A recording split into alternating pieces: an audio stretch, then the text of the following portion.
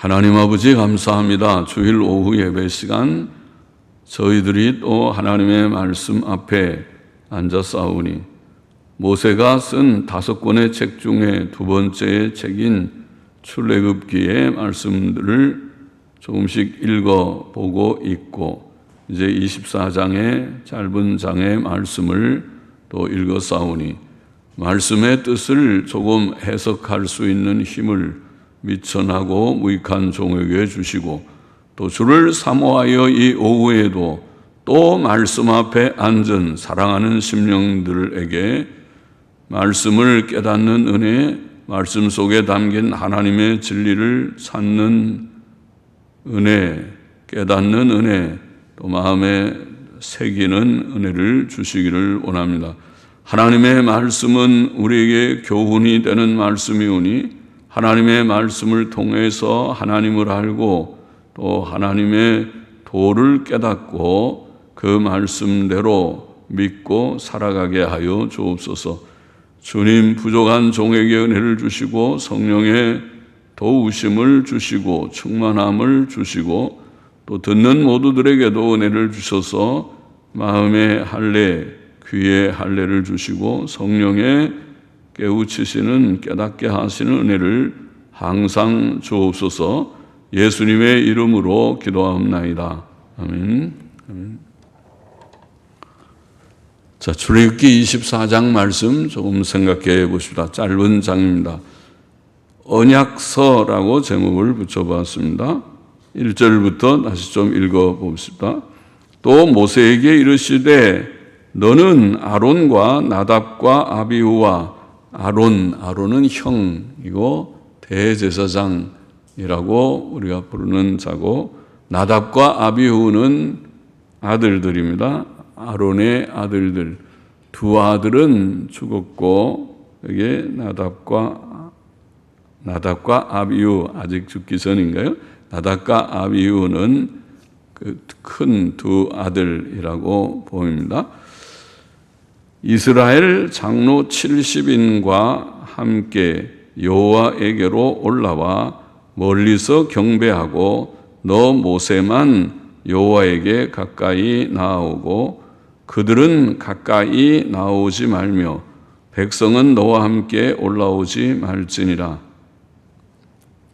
모세가 와서 여호와의 모든 말씀과 그 모든 율례를 백성에게 고하매 율례 때는 율례, 계명, 규례, 율법 비슷한 동의어들이 많은데 여기에 율례라는 미슈파팀이라는 말은 판단들이라는 뜻을 가진 말입니다. 우리는 율례 그렇게 번역했습니다. 미슈파팀, 판단들, 샤파트라는 말이 판단한다, 심판한다는 그런 말입니다. 샤파트, 미슈파팀, 판단들. 모든 율례를 백성에게 고하매 그들이 한 소리로 응답하여 가로되 여호와의 명하신 모든 말씀을 우리가 준행하리이다.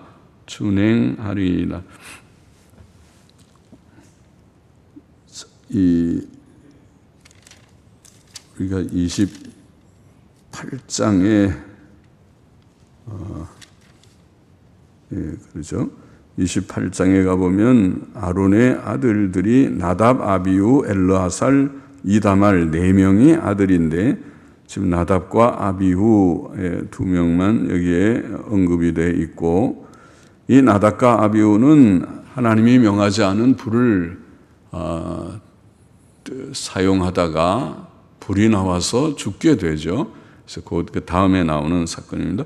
나답과 아비후는 죽고 그다음에 엘르아살과 이다말이 제사장 직분을 아론과 함께 이어서 함께하고 나중에 이어서 하게 됩니다. 여기에는 나답과 아비후, 아론과 나답과 아비후 이스라엘 장로 70인이 모세와 함께 시내 산에 올라와 아마 산 중턱 멀리서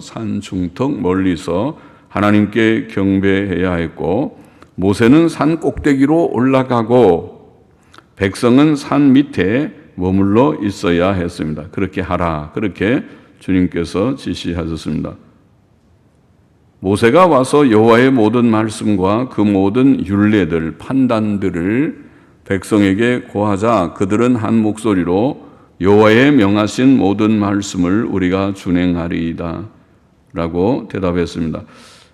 하나님의 말씀을 판단들, 율례, 판단들이라고 부른 것은 하나님의 말씀이 우리의 삶에서 의와 불의, 선과 악을 판단하는 내용이기 때문일 것입니다. 그래서 이게 의냐, 불의냐, 선이냐, 악이냐 그것을 우리가 늘 판단해서 바르게 살아가야 하는데 하나님의 말씀이 그 기준이 되기 때문에 하나님의 말씀을 판단들 이렇게 부르기도 합니다. 하나님의 말씀을 준행하겠다는 이스라엘 백성의 대답은 올바른 것이었습니다. 그러나 그들은 그들의 부패성과 무능력함 때문에 그 대답대로 실천치 못할 것입니다. 이스라엘의 역사는 또 그들이 애굽에서 나와서 지금 광야 생활을 하기 시작한 시내산에서 율법을 받는 때로부터 계속 광야 40년의 생활이라고 우리가 역사를 알고 있는 그 생활 동안 그리고 가나안에 정착해서도 그 이후도 몇백 년의 이스라엘의 역사가 결국은 실패하는 역사, 계명 순종하지 못한 역사였습니다. 그것은 율법을 통해서 우리가 율법을 지키면 될 터인데 율법을 지키지 못하는 인간의 죄성과 연약성이 문제죠. 죄성과 연약성 때문에 그렇습니다. 사람은 하나님의 은혜가 아니면 하나님께서 우리를 도와주시지 않으면 하나님의 법을 실천하지 못할 것입니다. 실천하지 못할 것은 우리의 경험에서도 우리가 경험하는 바이고 또 성경도 가르치고 있는 바입니다.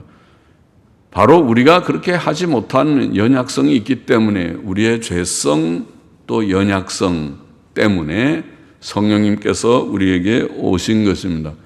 예수님의 십자가 대속의 의와 더불어 성령님의 내주하심, 우리 속에 거하신, 그걸 내주라고 하죠. 내주하심 때문에 성령을 따라 행함으로 몸에 죄악된 욕구와 행실을 죽일 수 있다. 죽일 수 있다. 성령으로 몸의 행실을 죽이는 자들이 결국은 영원한 생명의 길로 가는 자들이다. 로마서 8장 13절 말씀, 갈라디아 5장 16절에 성령으로 몸의 소욕을 극복하는 것이 그 성화의 길이다. 이렇게 보입니다.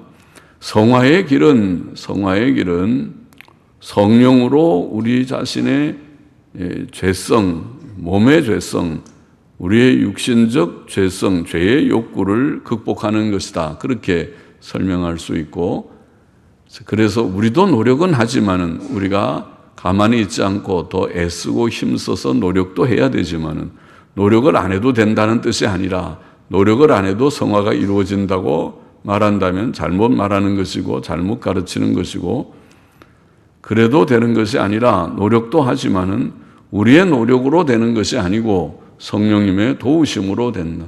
예수 그리스도의 의가 우리에게 원동력이 되고 성령님이 우리를 도우시는 도우심이 있기 때문에 조금씩 더디지만은 우리의 죄성, 연약성을 극복하기가 참 어렵지만은 성화는 매우 더디지만은 그러나 조금씩 이루어질 것이라고 믿습니다. 이루어진다고 우리가 생각합니다.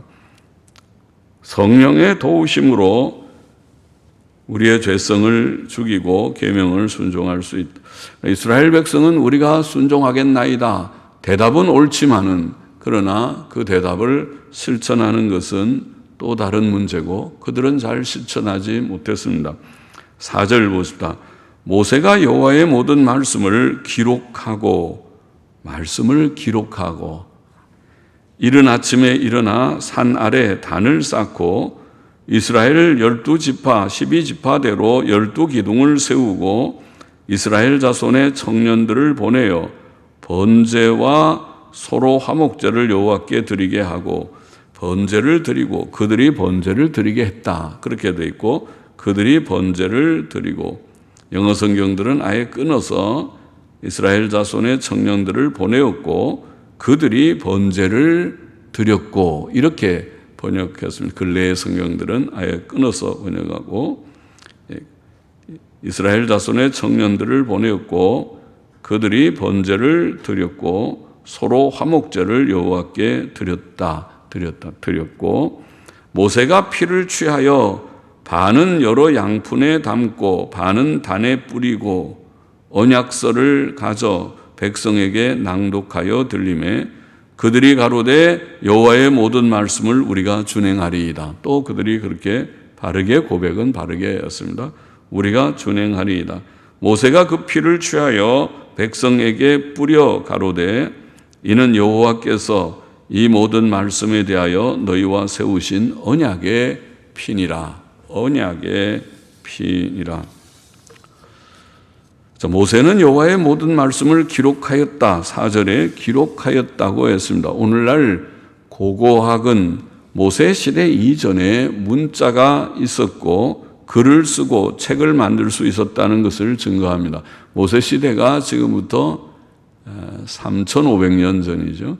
주전 1,500년 경의 인물이니까 지금부터 3,500년, 주전 1,500년 경에 문자가 있고 책을 쓸 수 있고 하였을까라는 질문에 대해서는 오늘날 고고학자들이 발굴한 고고학적인 발굴에서 그것이 충분히 증명되고 남았습니다. 그 전에 아브라함 시대에 아브라함 주전 2000년 때의 그런 고고학적인 유물들에서 놀라운 그런 일들이 많이 발견됐습니다. 그 시대에 많이 그러니까 사람은 점점 진화한 존재가 아니고 하나님께서 창조하신 이후에 사람이 매우 영특하기 때문에 일찍이 창세기 4장에 보면 그들이 철기 문화를 이루고 우리가 요새 진화론자들이 말하는 것처럼 무슨 석기 시대, 그 다음에 청동기 시대, 철기 시대 이렇게 석기도 구석기 시대, 신석기 시대 뭐 이렇게 해서 오랜 세월이 지나서 비로소 사람이 도구를 사용하는 마치 원숭이가 점점 발전해 가지고 비로소 이제 철을 다루는 그런 것이 아니고 사람은 일찍부터 철기 문화를 이루었습니다. 철을 다루었고 그죠? 창세기 4장에 나오는 얘기죠. 악기까지 사용하는 그런 문화를 이루었다고 그렇게 기록되어 있죠. 그래서 일찍부터 문화, 이런 언어도 물론 있고 그것을 언어를 문자로 표현하는 그런 글도 매우 일찍, 지금 고고학적인 발굴에 의해서는 주전 2000년, 아마 2500년 때인가 2000년 때에 벌써 있다는 것이 다 드러나 있다고 기억하고 있습니다. 그러니까 모세 시대는 물론입니다. 물론 쓸 수 있고 그래서 여기 성경에 모세가 여호와의 모든 말씀을 기록하였습니다. 모세는 그 책을 기록하고 그것을 언약서라고 불렀습니다. 언약서, 언약의 책이다. 모세는 아침에 일찍이 일어나 산 아래에서 단을 쌓고 이스라엘 12지파대로 12기둥을 세우고 번제를 드리게 했고 번제를 드렸습니다. 그리고 소로 화목제를 여호와께 드렸습니다. 번제, 화목제 그런 제사에 대한 아직 제사의 제도가 정확하게 레위기에 처음 5가지의 성문법으로 5가지의 제사가 구체적으로 지시되고 기록되어 있지만은 그러나 여기에 번제와 화목제라는 말이 나옵니다. 번제를 드리고 화목제를 드렸다. 번제는 속죄와 헌신의 의미가 있는 제사라고 이해됩니다. 속죄의 의미는 제사의 기본 의미고 기본적으로 속죄의 의미가 있고 그리고 또 온전히 제물을 다 번제는 여러분 아는 대로 제물을 다 각을 뜬다는 말은 조각을 다 내서 팔, 다리 다 조각을 내서 물로 깨끗하게 씻고 온 전체를 하나님 앞에 불태워 드리는 것이 번제입니다. 그것은 온전한 헌신을 상징했다. 속죄의 기본적인 의미와 더불어 온전한 헌신. 물론 우리의 제물은 예수 그리스도이시지만은 예수께서 우리를 위하여 온전한 헌신의 제물이 되고 속죄의 제물이 되셨지만은 그것은 또한 우리가 예수님 믿고 구원 얻은 우리들이 온전히 하나님께 헌신해야 되는 것을 보이는, 교훈하는, 상징하는 그런 뜻이 있다고 보입니다. 그래서 날마다 하나님 앞에 번제를 드리듯이 예수 그리스도의 이름으로 우리 자신을 하나님께 온전히 드리는 것이 로마서 12장 1절의 말씀이죠. 온전히 우리의 몸을 하나님께 거룩한 산제사로 드리는 그것이 성도의 마땅한 일입니다. 또 화목제라는 것은 말 그대로 속죄와 속죄의 의미는 기본이고 화목의 의미, 교제의 의미입니다. 하나님과 우리가 불화하기 때문에 죄로 인하여 하나님께서도 우리를 기뻐하지 않으시고 우리도 하나님 좋아하지 않는 그런 하나님과 우리 사이에 거리가 생겨서 간격이 생겨서 하나님과 우리 사이가 이전에 같이 죄 없을 때와 같이 사이좋은 관계가 아니기 때문에 화목제를 통해서 다시 하나님과 우리 사이가 좋게 되는 교제의 회복입니다. 그것이 화목입니다. 화목, 교제의 회복의 의미가 있다고 봅니다. 예수님의 십자가 대속 사역이 물론 화목의 제물이 되신 것이지만은 우리도 이 제사를 통해서 하나님께로 더 가까이 나가게 속죄에 의지해서 이제 내가 하나님 좋아하고, 여러분 하나님 좋아하십니까? 하나님도 우리를 향해서 외면치 않고 또 멀리하라, 너 절로 가라, 죄인들은 나랑 가까이 교제할 수 없다 그러지 않고 예수 그리스도의 피로 말미암아 그 속죄의 공로로 말미암아 우리를 받으시고 용납하시고 오너라 와서 나와 같이 교제하자 그렇게 하시고 우리도 하나님을 향해서 아버지하고 담대히 은혜의 보좌 앞에 나아가는 그런 뜻이 있습니다. 화목제는 그런 교제의 회복의 의미가 있다고 봅니다. 모세는 번제와 화목제를 드렸습니다. 그리고 그 피를 그 제물의 번제물 화목제물의 피를 취해 반은 여러 그릇에 담고 반은 단에 뿌렸다. 단에 뿌리고 속죄의 의미가 있고 반은 그릇에 담아서 그것을 또 언약서를 가져 앞에 하나님의 말씀을 기록한 책인 언약서를 가져 백성에게 낭독하여 들려주었습니다. 그 언약서는 출애굽기 21장부터 23장의 내용일 것입니다. 그 앞에 그가 하나님께로부터 받은 모든 법의 내용을 기록한 책을 읽어주고 그러자 백성들이 여호와의 모든 말씀을 우리가 준행하리이다 그렇게 고백했고 그것은 옳은 고백이고 모세는 그 피를 취해서 그렇게 고백하는 마치 언약식을 하듯이 언약을 맺듯이 주께서 이 속죄의 피 번제와 화목제로 말미암는 이 피 속죄의 피를 취하여 백성에게 뿌리면서 이는 여호와께서 이 모든 말씀에 대하여 너희와 세우신 언약의 피라. 언약의 피라. 언약 백성입니다. 피로 맺어진 속죄의 피로 맺어진 그들이 그냥 자신의 행위로는 주 앞에 설 수 없는 자들이지만은 주께서 속죄의 피를 통하여 그들을 받으시는 언약 백성입니다. 그래서 피가 귀한 것이죠. 감사한 일입니다. 어린 양의 피가 아니면 우리는 하나님과 화목할 수 없습니다. 하나님께로 나아갈 수 없습니다. 그러나 어린 양의 보배로운 피 때문에 우리가 감히 죄인인 우리가 죄 씻음을 받고 하나님께로 나아가서 아버지라고 부르고 하나님께서도 우리를 향하여 죄인은 가라고 물리치지 않으시고 오너라 잘 왔다 오너라 다시는 죄 짓지 말고 바로 살아야지 그렇지 그래야지 그래야 착하지 그렇게 하겠죠. 그래야지. 그럴 때 우리를 받아주시고 우리도 하나님께 자꾸 기웃기웃 죄 지은 잘못한 애기들이 엄마 아빠 눈치만 보면서 눈치만 살살 보고 자꾸 피해서 어디 숨으려고 하지 않고 엄마 아빠한테 품에 콱 안기듯이 우리도 하나님께 나가서 아버지 하나님, 하나님 나의 하나님 하고 하나님께 나아갈 수 있고, 하나님께서도 우리를 향하여 얼굴을 기쁘게 보시고 얼굴을 돌리지 않으시고 잘 왔다 오너라 내 사랑하는 자녀들아 오너라 그렇게 하신다는 거죠. 그것이 언약입니다. 피로 맺어진 예수 그리스도의 피로, 언약의 피로 맺어진 그런 관계입니다. 그것이 제사 제도를 통해서 주께서 보이시는 뜻입니다.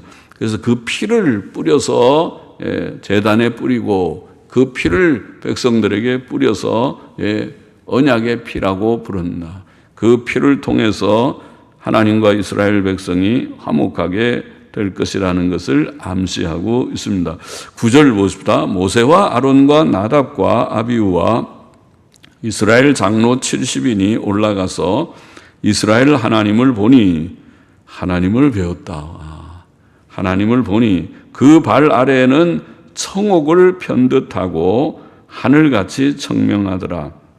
하나님은 영이시니까 하나님의 본체를 볼 수는 없지만은 하나님의 현현, 하나님의 그 나타나시는 것이 상징적으로 여기에 그 발 아래는 청옥을 편듯하고 하늘같이 청명하다. 그렇게 하나님의 현현을, 하나님의 나타나심을 묘사했습니다. 하나님께서 하나님의 영광을 그렇게 아름다운 영광으로 이게 나타내 주셨다. 청옥을 편듯하고 하늘같이 청명한 모습으로 하나님께서 이스라엘 백성에게 나타나셨다. 그것이 어떤 형상인지 나타나셨다. 하나님이 이스라엘의 존귀한 자들에게 손을 대지 아니하셨고, 보통은 하나님을 뵙게 되면은 죽을 수도 있지만은 하나님께서 그들을 죽이지 않고 그들을 가까이 오게 하셔서 하나님의 영광을 접하게 하셨다. 그래서 그들은 하나님을 보았다. 하나님을 보고 하나님을 보았다. 어떻게? 하나님이 우리 같은 형체는 아니시지만은 여기에 그 발 아래는 청옥을 편듯하고 하늘같이 청명한 어떤 하나님의 영광의 현현을, 하나님의 영광의 나타나심을 그들이 보았다고 표현했습니다. 하나님을 보았고, 그리고 하나님 앞에서 그들이 먹고 마셨다. 그들 하나님 앞에서, 하나님의 영광 앞에서 그들이 먹고 마셨다. 하나님과 교제를 하는 것이죠. 하나님과 신에 화해했다는 것이죠. 화목하지 않으면은 하나님 앞에서 먹고 마실 수가 없을 텐데요. 그러면은 하나님께서도 기뻐하지 않고 그들도 두려워서 얹힐 텐데 먹으면은요. 그렇죠. 편하지 않으면은 밥 먹으면 얹히잖아요. 그래서 그들이 마음이 편안했습니다. 하나님과 화해하고 화목하니까 그 앞에서 그들이 기쁨으로, 즐거움으로 먹고 왔어요. 그들이 하나님 앞에서 즐거움을 얻었다는 말이라고 보입니다. 12절 계속 읽어봅니다. 여호와께서 모세에게 이르시되 너는 산에 올라 내게로 와서 거기 있으라. 너로 그들을 가르치려고 내가 율법과 계명을 친히 기록한 돌판을 내게 주리라. 십계명판을, 십계명은 하나님께서 우리에게 주신 도덕법이지 않습니까? 도덕법은 생활 지침이거든요. 우리가 어떻게 살아야 될까를 보여주시는 그런 지침이에요. 그러니까 굉장히 중요한 것이죠. 모세오경이 다 중요하지만은 모세오경 중에 십계명은 중요한 것이죠. 십계명은 우리의 생활의 규범이니까. 그래서 그것을 하나님이 직접 돌판에 기록해 주신다. 그렇게 되어 있습니다. 처음에는 판도 만들어 주셨죠. 하나님이 직접 돌판도 준비하시고, 그리고 거기에다가 직접 하나님이 기록하셔서, 와, 놀라운 하나님이 어떻게 돌판에다가 글을 기록하시는지, 하나님은 어떻게 히브리어를 잘 쓰시는지, 히브리어로 아마 쓰실 터인데 히브리어로 쓰신 돌판을 내가 줄 터이니 올라오라. 그래서 모세를 시내산 꼭대기로 불렀습니다. 내게 주리라. 모세가 그 종자 여호수아와 함께, 수종자죠. 종자, 수종자, 조력자. 모세가 그의 조력자, 그의 수종자 여호수아와 함께 일어나 하나님의 산으로 올라가며 장로들에게 이르되 너희는 여기서 우리가 너희에게로 돌아오기까지 기다리라. 아론과 훌이 너희와 함께 하리니 무릇 일이 있는 자는 그들에게로 나갈지니라. 자, 아론과 나답, 아비후 세 명의 아론의 두 아들과 아론 그리고 70인 장로들을 다 올라왔으니까 산 중턱쯤 올라왔을 것 같고 거기에 머무르게 하고 그다음에 모세와 그 수종자 여호수아만 산 꼭대기로 올라가는 것이죠. 올라갔다. 그래서 무슨 일이 있으면 아론과 훌에게 그렇게 하라. 그렇게 지시를 하고 올라간다.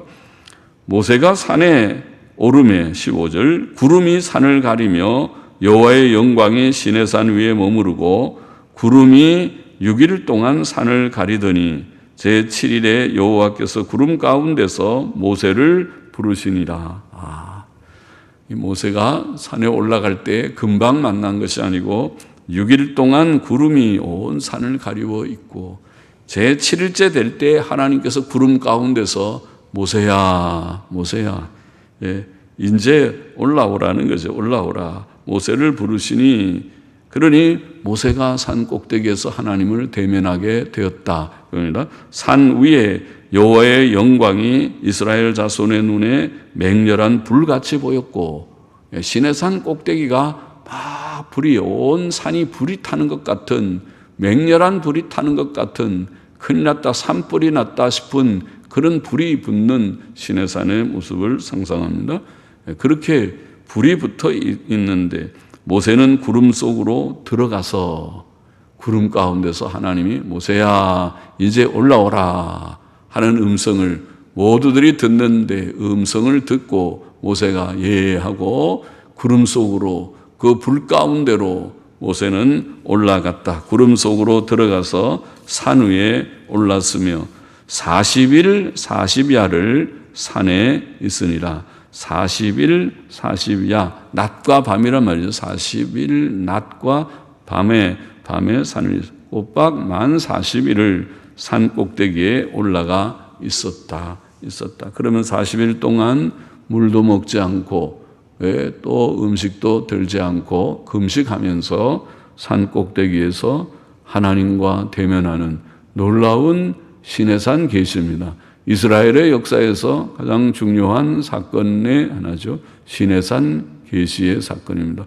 시내산에 그들이 와서 음성으로 물론 십계명을 듣는 것도 놀랍고 모세를 불러서 산 꼭대기에서 십계명의 돌판을 직접 받게 하신 건 놀랍고 거기에서 하나님과 40일 동안 모세가 하나님을 대면하며 하나님과 대화하는 하나님께서 모든 율법을 다 지시하고 모세는 그 율법을 잘 귀담아 들어서 내려와서 그 모든 내용들을 이제 기록하게 될 것입니다. 그것이 모세 오경으로 기록되는 중요한 내용이 될 것입니다.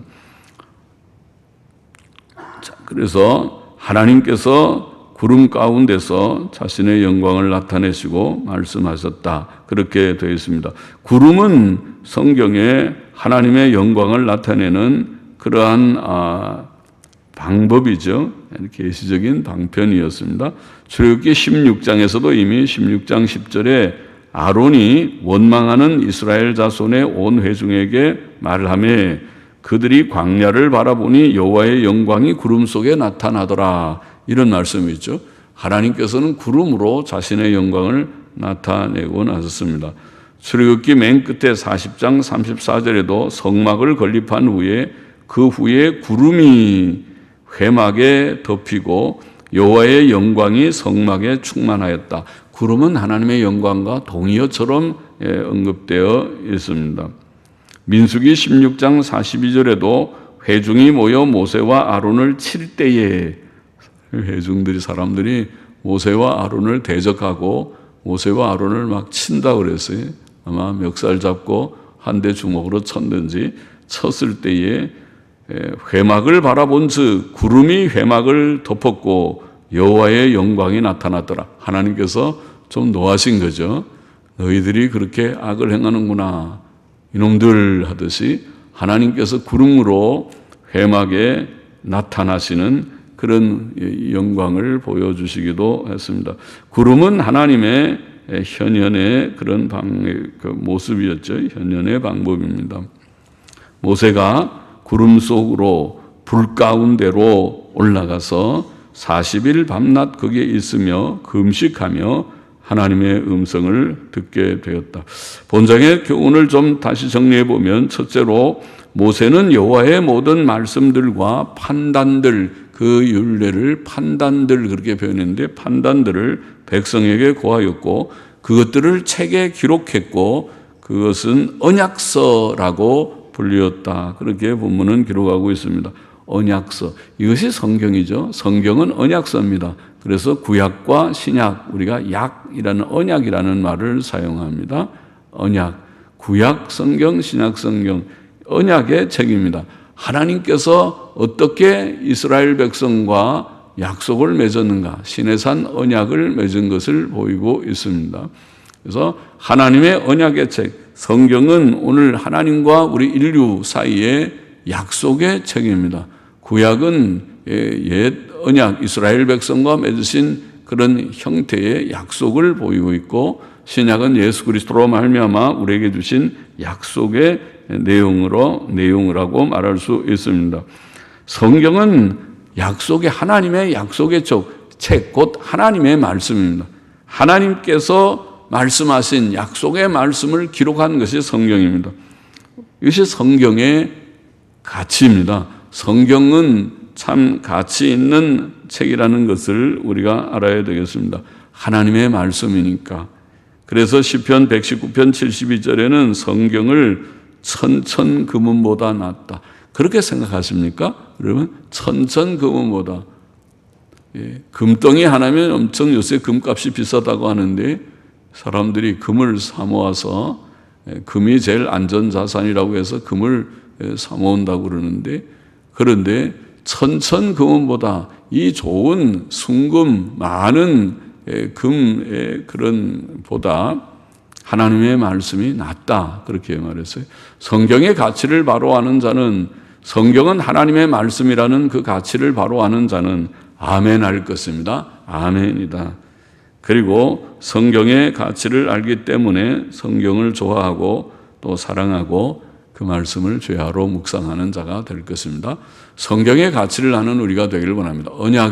언약서라는 이 가치, 하나님의 말씀이라는 가치를 알고 성경 사랑하는 우리 모든 성도가 되기를 바랍니다. 성도가 되십시다. 둘째로, 이스라엘 백성은 하나님의 모든 말씀을, 모세를 통하여 전해진 말씀을 들었을 때 우리가 준행하겠나이다, 다 그 말씀을 행하겠다고 두 번이나 그렇게 말을 합니다. 옳은 말이라고 했습니다. 옳습니다. 하나님의 말씀 앞에 다 행해야지. 안 행하면 그것이 죄인데, 하나님이 말씀하시는 십계명과 모든 계명의 말씀들, 약속의 말씀, 구약 성경이나 신약 성경이나 하나님의 말씀의 바른 그 뜻을 우리가 바르게 이해하고 해석한다면 그 모든 말씀을 다 내가 행해보겠나이다, 당연히 그렇게 대답해야 할 것입니다. 하나님의 뜻은 우리가 하나님 말씀을 믿고 행하는 것입니다. 신명기 4장 2절에 보면, 내가 너희에게 명하는 말을 너희는 가감하지 말고, 거기에 네 마음대로 더하고 빼고 하지 말고 그대로 해. 성경 말씀대로 그대로 가감하지 말고 내가 너희에게 명하는 너희 하나님 여호와의 명령을 지키라, 그러죠. 그것이 하나님의 뜻입니다. 가감하지 말라. 신약 성경도 맨 끝에 그렇죠. 이 예언의 말씀을 가감하지 말라. 가감하지 말라. 만일 여기에 더하면 재앙을 더하고, 여기에서 빼면 내가 생명나무에 참여하는 천국 들어가는 걸 빼버리겠다, 그렇게 엄히 경계하셨어요. 가감하지 말라. 성경은 가감하는, 내 마음대로 더하고 빼고 할 수 있는 책이 아닙니다. 가만히 두고 내가 두려운 마음으로 읽고 깨닫기를 원하는, 주여 내가 다 못 깨달아서 그 성경에 미치지 못하는 자가 되지 않도록 성경의 그 충만한 지식에 내가 이르게 해 주옵소서. 그 모든 말씀을 다 깨닫고 믿게 하여 주시고, 알게 하여 주시고, 믿게 하여 주시고, 그것을 다 행하게 해달라고 우리가 기도해야 할 책입니다. 그렇죠? 성경 말씀은 다 우리가 믿고 행해야 될 그런 책입니다. 그런데 아까도 말씀드렸지만은, 그것이 이치이지만은 성경을 우리가 다 행해야 된다는 건 구약이나 신약이나 변함없는 진리고 이치이지만은, 문제는 우리의 죄성 때문에, 우리의 연약성 때문에 그 말씀을 지키지 못한다는 것이 구약이나 신약이나 똑같은 이치입니다. 또 물론 본문에는 그렇게는 나와 있지 않아요. 그냥 행하겠나이다 이스라엘 백성이 말했다고만 나와 있지만은 이스라엘 백성은 행하지 못했다. 어떻게 하느냐? 우리가 다 성경 읽어보면 모세오경에 민수기 읽어보면은 그들이 조금만 어려울 때 어찌하야 그래서 가데아 바네아에서 하나님께 대적하고 불신앙적인 말하고 밤새도록 울고 다시 애굽으로 돌아가자. 모세를 치워버리고 우리가 장관 하나 뽑아서 돌아가자.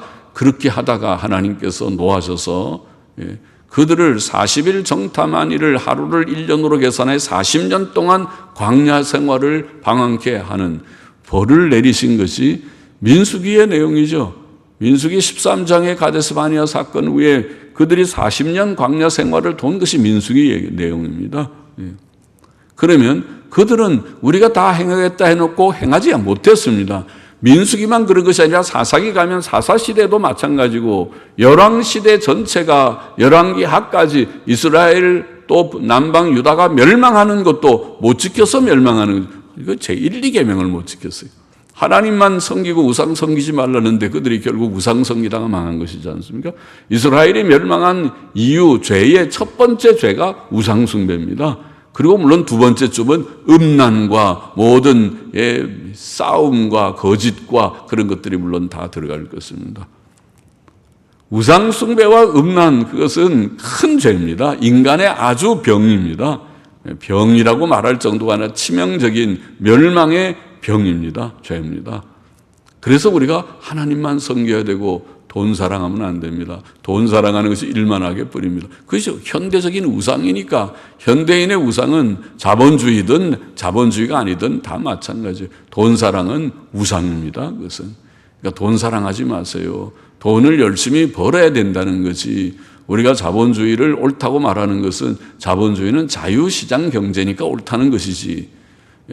자유시장, 우리는 자유롭게 자유인으로서 나가서 자유롭게 내가 장사하고 그 옛날부터 해왔던 거잖아요.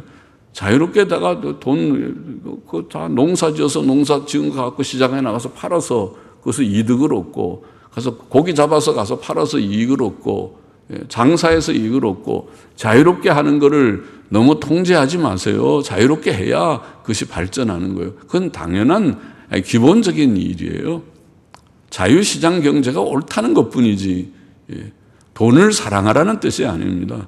그렇게 해서 돈을 그래야 벌어지고 벌어지는 돈 가지고 어려운 사람도 좀 돌아보고 선한 일도 행하고 그렇게 해야 된다. 그런 거지. 중앙 통제를 해서 모든 거를 국가가 다 통제해가지고 다 해버리면은 시장이 죽어버리니까 경제가 망가져 버립니다. 그것이 늘 말하지만 소련이 그렇고 중공이 그러니까 자본주의 택한 것입니다. 그들이 소련도 공산주의 혁명 이후에 계속 사회주의 공산주의적인 이념으로 나가다가 그 경제가 안 되니까 그 개혁 개방한 것이지 않습니까?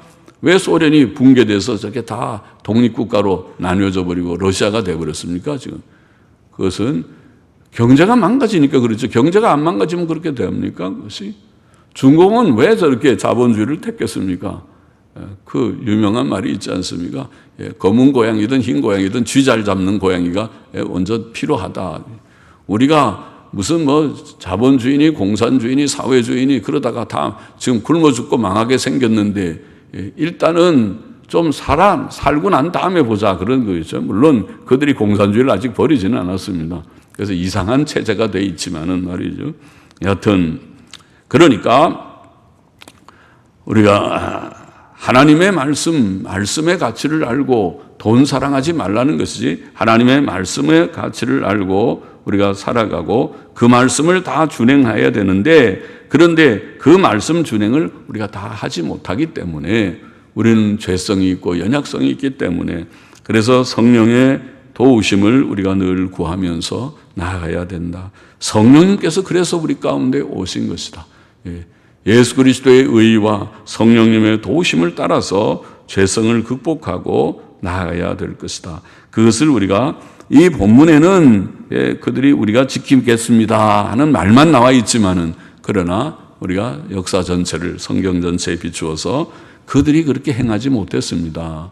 그들이 민수기에 보면 행 못했습니다. 사사기 보면 못했습니다. 열왕기 다 읽어보면 그들이 결국 못해서 다 망했습니다.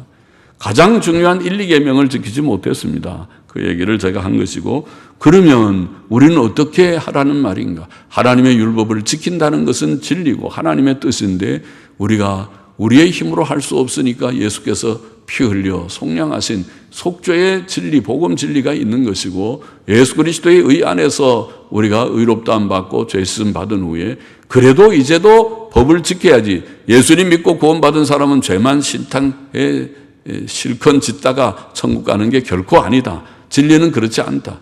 예수 믿는 사람들이 의롭다함을 받았다고 해서 죄 많이 지으면 그건 믿지도 않는 사람일 것이다. 그는 그렇게 천국 가는 도는 성경 어디에도 없다.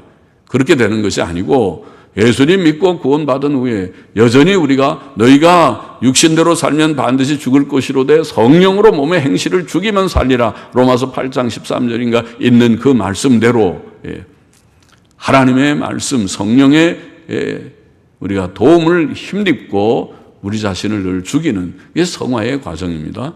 성령을 따라 행하라. 육체의 소욕을 이루지 아니하리라. 갈라디아 5장 16절. 이것이 성화의 방법이란 말이죠. 그러니까 그렇게 행함으로써 우리가 죄를 극복해야 된다. 이런 말을 첨가한 것이고, 셋째로 모세는 번제와 화목제의 피의 절반을 단에 뿌리고 언약서를 낭독하고 피의 나머지 절반을 백성에게 뿌리며 언약의 피라고 불렀습니다. 언약의 피. 그 언약의 피, 그것이 바로 번제의 피고 번제물의 피고 화목제물의 피인데, 번제물, 화목제물의 가장 중요한 것이 속죄입니다. 그러니까 그 피는, 언약의 피는 속죄의 피입니다. 속죄의 뜻이 있는 피입니다. 우리가 하나님과 바로 설 수 있는 것은, 하나님 앞에 설 수 있는 것은, 하나님 앞에서 이스라엘 장로 70인이 같이 음식을 먹을 수 있는 것은 이 피 때문에, 하나님과 화목하기 때문에, 속죄 때문에. 그렇지 않으면 죄인을 하나님께서 물리쳐 버리실 것입니다. 하나님 앞에 하나님하고 쳐다보는 순간 죽어버릴 것입니다. 죄인을 하나님께서는 미워하실 것입니다. 쳐버리실 것입니다. 너는 죄인이다. 감히 네가 내 앞에서 뭘 예배를 드린다고 하느냐고 쳐버리실 것이지만은, 그러나 예수 그리스도의 피공로 때문에, 속죄 때문에, 언약의 피 때문에, 피뿌림이 우리에게 있기 때문에, 그 피가 우리를 자유케 했기 때문에, 우리의 죄를 씻고 의롭다함을 주셨기 때문에 하나님과 교제할 수 있고, 예배 드릴 수 있고, 찬송할 수 있고, 예수 그리스도의 이름으로 기도할 수 있고, 하나님께 감히 나아갈 수 있고, 은혜의 보좌 앞에 나아갈 수 있다. 그 말입니다. 오늘도 그 속죄의 피, 언약의 피를 의지합니다. 그 피를 의지하고 우리가 하나님을 섬기는 것입니다. 이 진리를 알아야 된다는 것을 지금 말하는 것입니다. 우리에게는 속죄의 피가 있다. 예수 그리스도의 이름을 우리가 의지한다는 말은 그것입니다. 나의 의는 이것뿐 예수의 피밖에 없다고 우리가 날마다 말하는 것은 그것입니다. 우리의 의가 되시는 예수 그리스도의 피를 의지하고 우리가 담대히 하나님 앞에 나아가 할렐루야 영광을 돌리고 경배를 올리고 찬송을 부르고 기도를 올리고 예배를 드리고, 그리고 담대히 오늘도 그 이름 의지해서 우리가 나아가서 말씀을 더 순종해 보려고, 다시 또 넘어지면 또 일어나서 주여 내가 부족합니다. 내 속에 연약성이 이렇게 있습니다 하고 고백하고 다시 죄수씀 받고 다시 새 힘을 얻어서, 이게 의인이에요. 이렇게 해야 의인이에요. 7전 8개 하는 게 의인이에요. 악인들은 죄짓고 그냥 그것으로 끝나요. 망해버리고 말아요. 그러나 의인들은 예수의 피로 다시금 일어나는, 오뚜기처럼 일어나서 다시금. 그래서 서서히 조금씩 성화가 더디지만 어찌도 우리 속에 죄성이 그렇게 강한지, 영향성이 강한지 때때로 넘어뜨리고 자꾸 넘어뜨리려고 하지만, 그러나 이길 것입니다. 승리할 것입니다. 예수님 믿고 구원받은 자는 이기게 돼 있습니다. 이기게 돼 있어요. 이겨야 돼. 일어나서 승리하는 그런 피의, 언약의 피 때문에 승리하는 우리 모두가 되어야 한다는 것입니다. 성경을 가치 있게 읽읍시다. 언약의 책인 성경, 이것은 하나님의 말씀입니다. 세상의 그 어떤 책과 비교할 수 없습니다. 이 세상에 그 수없이 많은 책들이 있다 하더라도 성경책하고는 비교가 안 돼요. 그것은 다 인간이 쓴 책이고, 이 성경은 하나님께서 성령의 감동 가운데 거룩한 선지자들과 사도들을 통하여 주신 책이기 때문에 이 책을 귀히 여겨야 돼. 책을 귀하게 여기고 성경 공부를 귀하게 여기고 성경 강해를 귀하게 여기고 성경 읽기를 좋아하고 듣기를 좋아하고 그렇게 하십니다. 천천금원보다 가치 있게 늘 말하지만은 오늘 예배당 나오면 다 100만 원씩 다 그냥 공짜로 나눠줄 테니까 공짜 100만 원입니다. 오십시오. 그러면 아마 이 예배당이 메어지게 오겠지. 100만 원 타려고.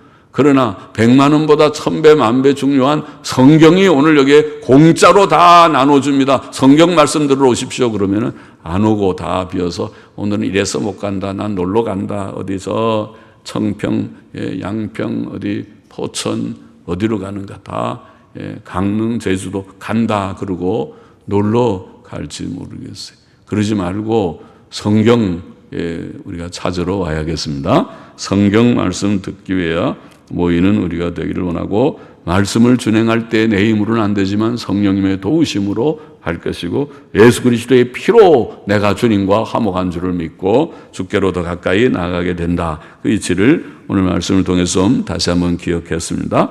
마음에 새기게 되기를 바랍니다. 기도하십시다. 하나님 감사합니다. 오늘도 이 말씀 부족한 종이 조금 증거하느라고 했습니다. 마음에 새기고 언약책인 이 성경책을 귀히 여기는 모두들이 되게 하여 주시고 이 말씀을 성령님의 도우심 안에서 조금이라도 실천해서 성화를 이루어가는 저와 우리 모두가 되게 하여 주시옵시고 우리에게 피를 뿌려 언약 백성을 삼아주셨사오니 예수 그리스도의 보혈의 피가 우리에게 의가 되고 그 피 공로를 의지하여 힘을 얻어서 날마다 은혜의 보좌 앞에 나아가고 주께로 가까이 가는 저희 모두 승리하는 저희 모두들이 되게 하여 주옵소서. 감사하며 예수님의 이름으로 기도합나이다. 아멘.